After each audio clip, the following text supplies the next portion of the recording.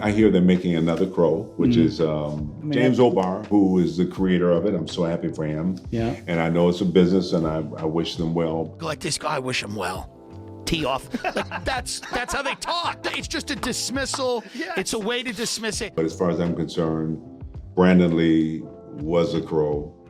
He was such a great guy. I met Brandon maybe about 8 years before we did the movie. I was doing a series up in Vancouver with Miguel Ferrar. They were good friends.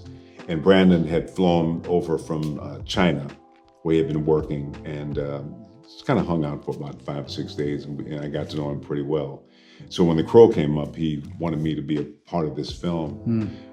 But Brandon was just one of those rare people, had a way of just including everyone, I mean, he was, some actors, and I do it myself sometimes, you work on the set, and then when they say cut, they go to the dressing room. But Brandon was there.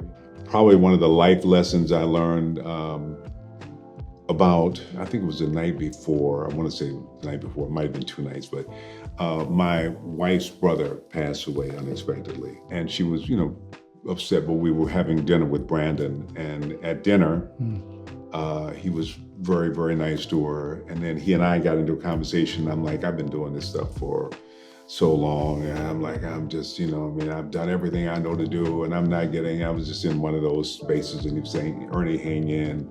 He said, I'm not just starting this, I just signed a 3-picture deal, I'm getting married, we just bought a house, life is good, and I'm sure it's gonna happen for you, just hang in there, and you'll be like me, We flew to Minnesota the next day, and as I was walking in the house, I got a phone call that he was dead. Early reports said that 28-year-old Brandon's fatal shooting on a movie set last week was an accident. But now there is even talk of murder. And I just went, wow, that old saying about if you want to make God laugh, tell him your plans. We don't know. It was hard to believe. I didn't want to go back and finish the movie. But I'm so glad we did, because I think he would have been very proud of the movie.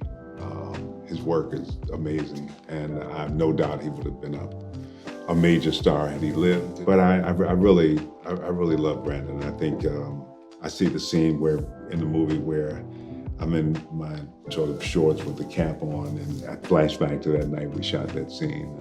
He was a good guy, and it just breaks my heart that something like that could happen out of carelessness. Just people aren't doing their job.